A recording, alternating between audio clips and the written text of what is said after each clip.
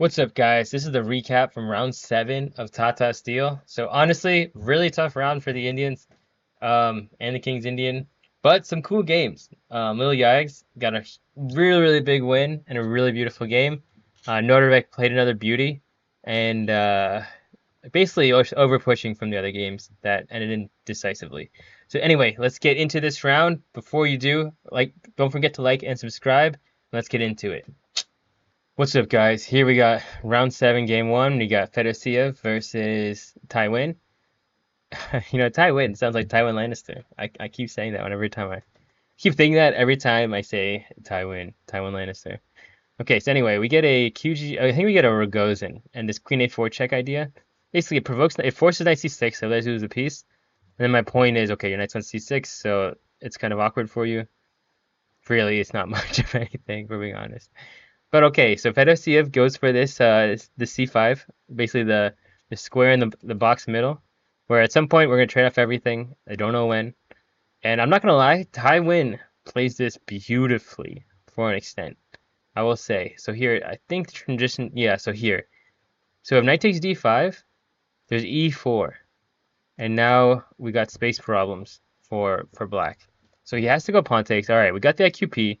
We get the IQP on favorable circumstances because we can initiate a lot of trades. And then here we're just going to start hammering the IQP. And really cool move here for white is knight to e4. Because now if queen takes queen, which is what happened, you have knight takes f6. And now if we go queen e7, this just wins because the knight on a5 is hanging. Okay, so we have to go this. And then here it gets kind of sad. It takes a very sad turn really fast. So after this, I mean, this is all pretty much best moves, top moves. But the problem is here, you lose the IQP, but you do still have the double Fs, which makes it easier to draw for black, but you still have pull. And Fedoseev has got a sizable time advantage here too. All right, so it keeps moving forward. And the first mistake is going rook c8 check. So here, your rooks dominate their rooks. There's no need to trade off. In fact, I actually like this rook e3 here. If we do trade off, okay, I get slightly worse structure maybe, but now my rook is dominant. My pieces are free, but when it was like here, for example, like bishop d3, there's all kinds of like mates you got to worry about, like g3, bishop h3 is mate.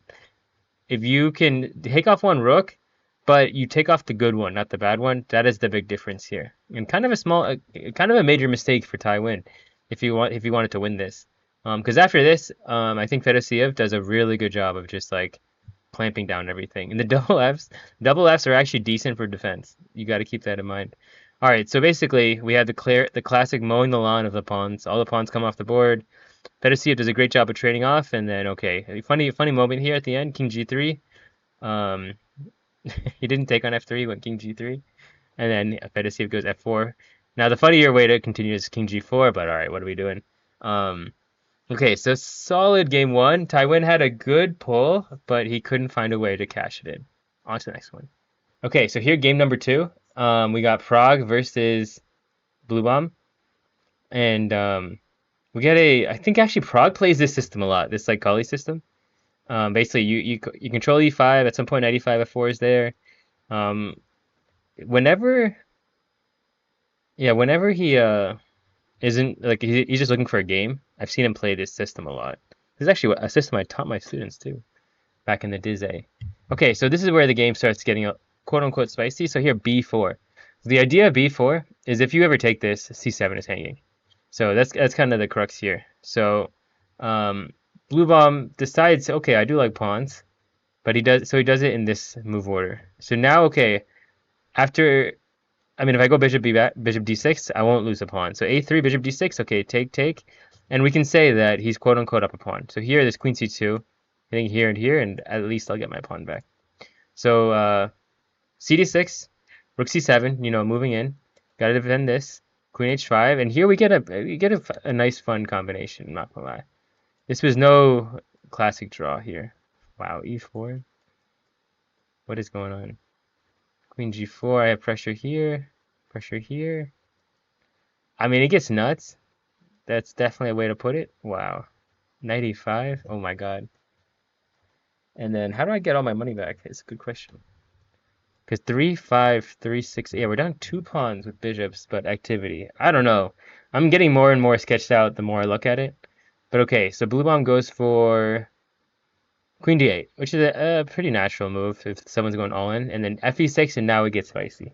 So you got to take anything else. I mean, there's just, yeah, this is just nasty. The bishop, queen and 2 bishops, there's like infinite mating patterns. Okay, so this, boom, here, take, queen takes pawn. And okay, so it's a dangerous attack. You're down a rook for a pawn. Well, I mean 2 pawns. You're gonna get h6, right? But these guys are doing nothing. Now the other key with this transition is you do have an extra hour on the clock, and I'm pretty sure you have a draw whenever you want it. And let's say, for example, you win this rook, and you're down a piece. You will have 3 connected pass pawns. So there's a lot of outs for white here, even if there's no mate. The unfortunate news is he does take the draw. So bishop e2 here, and then he goes for the draw.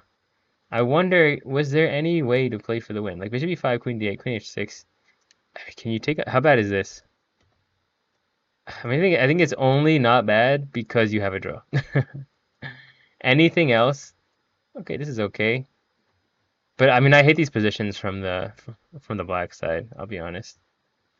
But I've also lost them from the white side. So Pragg just goes for like, all right, you know what? I've seen enough. Let's just relax. A cool way to begin, cool way to make it a game. But fortunate part is with good defense, and you just don't have enough pieces. If you add a knight on this board, it's mate everywhere. But fortunately, just not enough. So on to the next one. Okay, guys, here we got the next game. We got Vincent Keymer versus the man on fire. Abdusatarov. I've never said his first name. I always say just Nodirbek, but Abdusatarov or Abu Nodirbek. I don't know. Anyway, so it starts out in English, but then it quickly transitions to just a normal Slav. And kind of the moral of the story here is if you try to win, you lose. Like white went g4, he took it, and then it gets. I mean, okay, I'm assuming it's all theory. And I will say, our boy Nodirbek played this game absolutely beautifully. So, you know, we're just playing, making moves. I mean, this is the problem with going g4 and stuff. Your king is always, like, super high.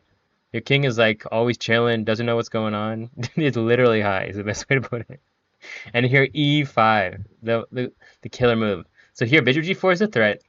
If rook takes e5, I think you get trapped after f6. And, I mean, anything else, bishop g4. So bishop d3, queen g1, king d2. So take, and I get the exchange. Okay, and then here, okay, so only way to be better.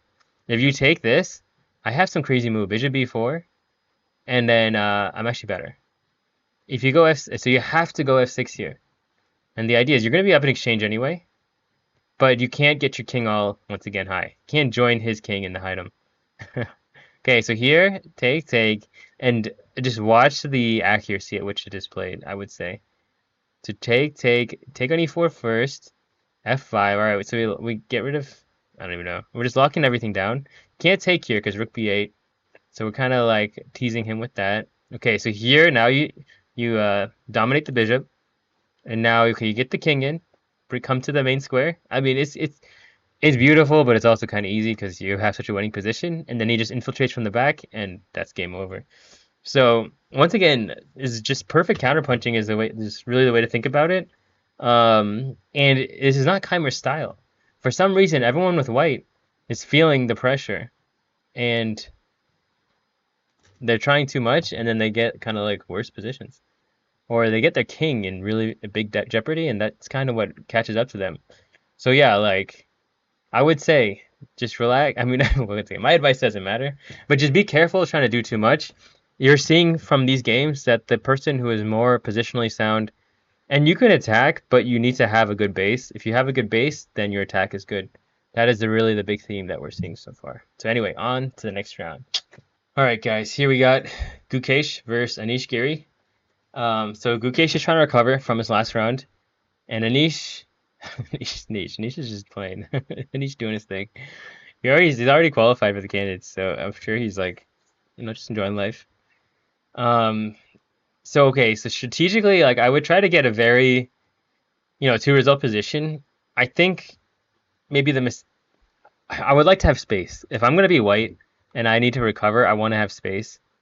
And here, I feel like with this variation, I think this is all kind of normal. Now here is somewhere here I would play it a little bit differently. Yeah, this is fine. Okay, here we got bishops. We're good. E2 is a weakness, that's for sure. So he went for this bishop e4. I kind of like just like attacking c7. Like that's kind of what I would have gone for in this position, and just trying to do all this. And Gukesh goes for bishop e4 and in e3, which is not a bad idea. It's probably one of the top. It is one of the top engine ideas, but I don't like the direction that it's going. You're taking concessions. Your king is getting weak, and already like when you're in shaky form, I think you want to avoid kind of these kind of positions. And okay, so rook a7 is deep because now I'm gonna go bishop a6 in a lot of ideas. What's wrong with rook a5? I just hear you get tempo, so why give him tempo? So here c5, rook e7, a lot of progress, and actually here Giri can go knight takes g3. Now it's very complicated. It's not like, oh my god, you just went. Oh, sorry, rook takes e4 is the idea. H takes, rook takes e4, take queen takes g3. If king f1, the killer is just rook d8, which is insane. Here and then everything's falling apart, but there's no mate yet. Okay, after queen e3, it's pretty easy. Bishop h3, you're gonna win some material back. You're up like 16 pawns. Life is good. And if king g3, which is sorry, king h1, even still here, rook d8, queen e2, queen h3. Okay, if you go here, I'm sure I just trade, and I have a good endgame. Yep.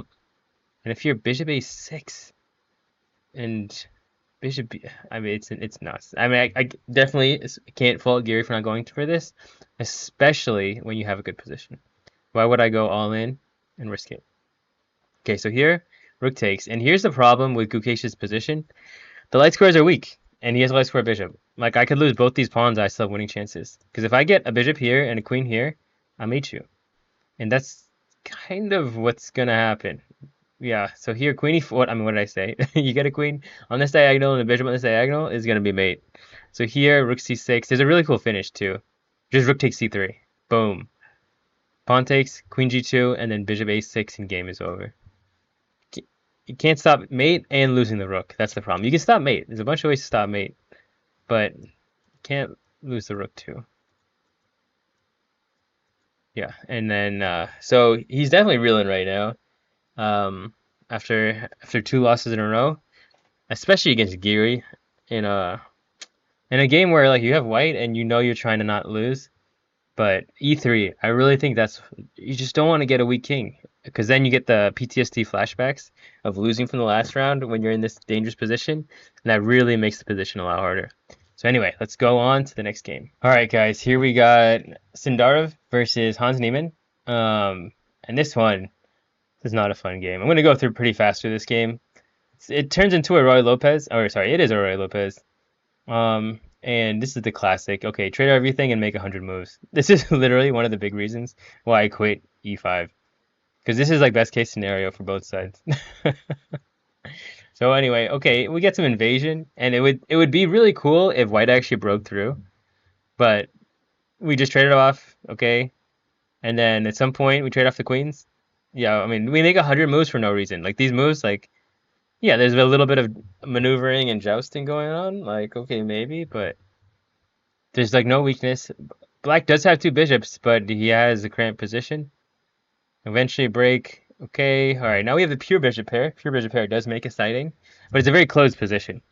And that's kind of what it's going to come down to. Like, how do you actually break open? And you can't really break open, if I'm being honest.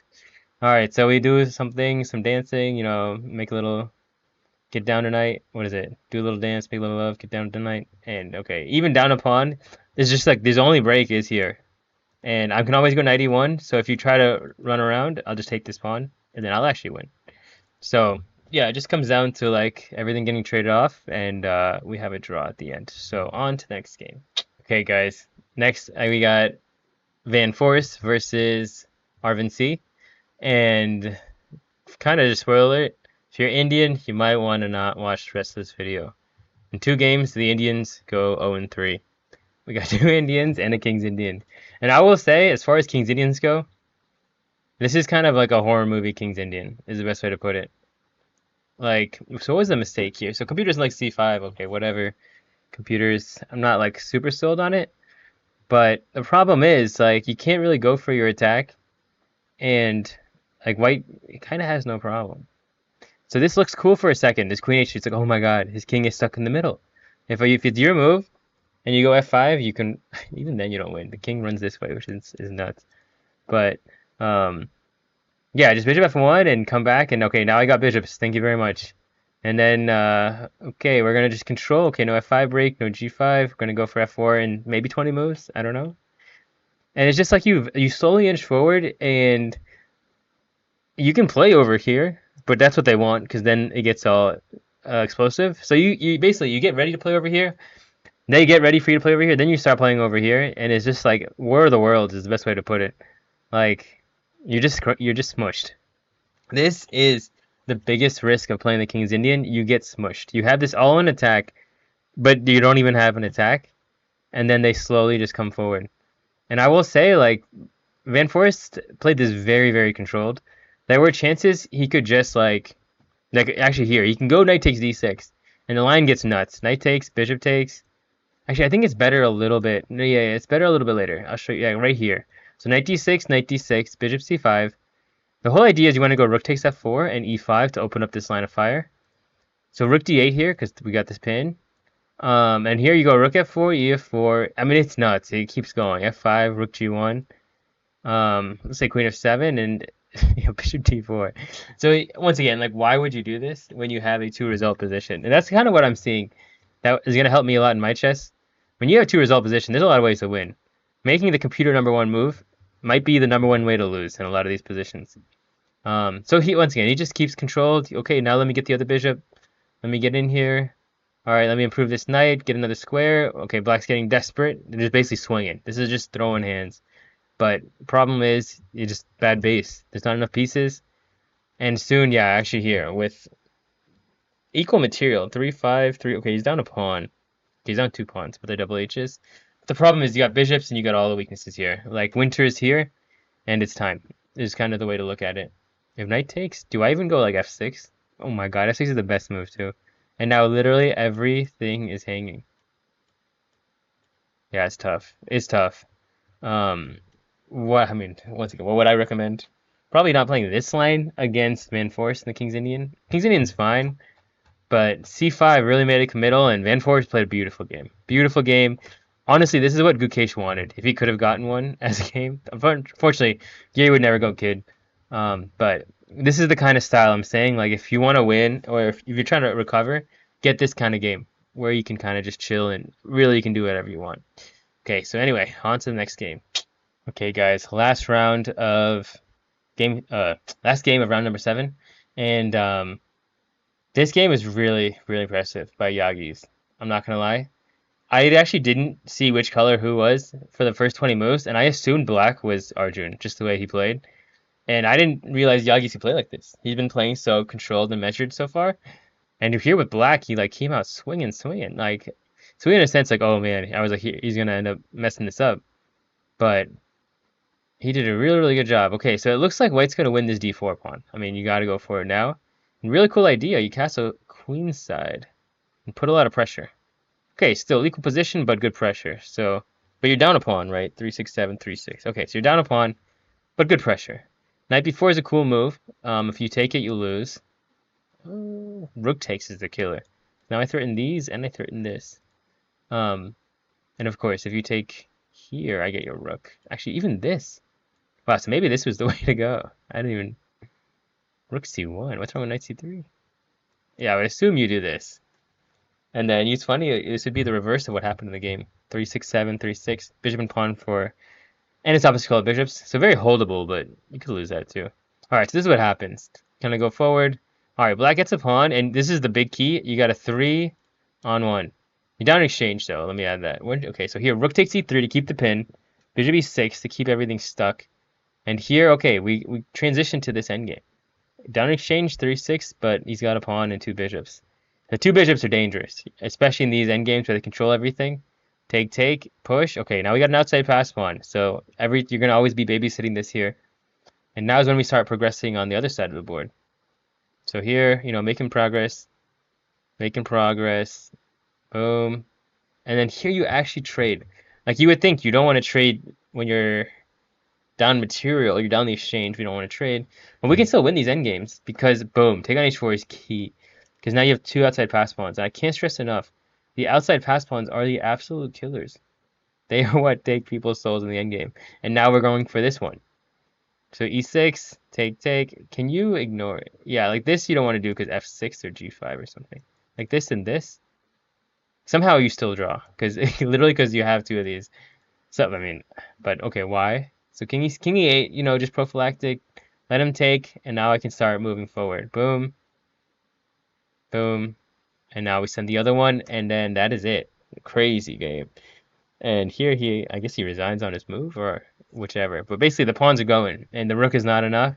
So really, really nice game from Yagiz. I'm not gonna lie. I was a bit unimpressed with the other couple games, but this game was a beauty. Endgame beauty. Another like Magnus kind of guy, I guess. All these future guys are endgame Magnus grinders. So anyway, that is it for round 7. Next we have round 8. Okay, wait. Definitely like and subscribe, and I'll see you guys later. Peace.